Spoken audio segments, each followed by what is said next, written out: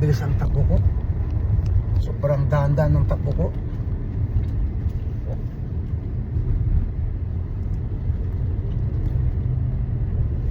Hindi ko napansin ang stop ko.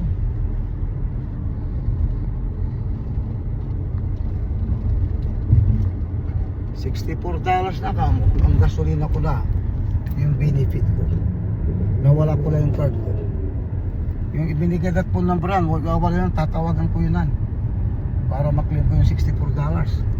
Sobra pa sa pultang. Ang pultang ito 50 lang eh, yung sasakyan. Sayang din yun.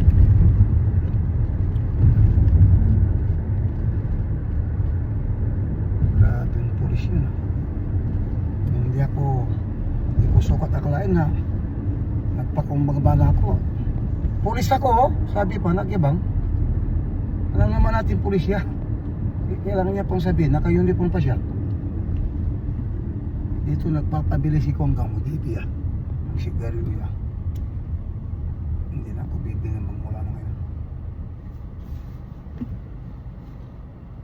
Asawa niyang bumili.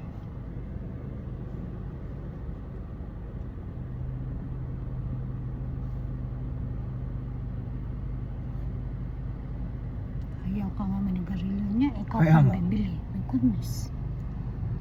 Paano? Yung asawa niya hindi siya binili, sinadya. Ngayon hindi na ako mautusan niya.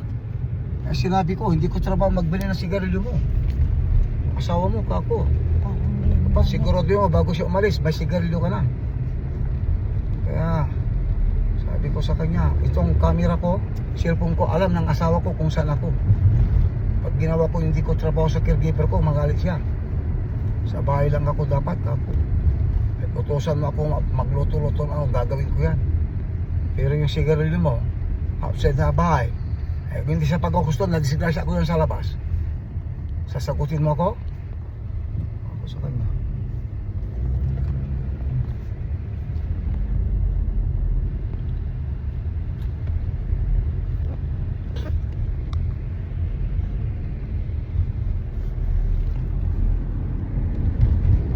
Ay, naku. Tingnan mo yan. Bumili lang tayo ng ano doon, halagang $45 na kinain natin. Na taon pa na ipinasal kita doon, first time mo lang doon, yun pala. Andun na nakaabang na polis pala. Na taon din na may polis doon. At na taon din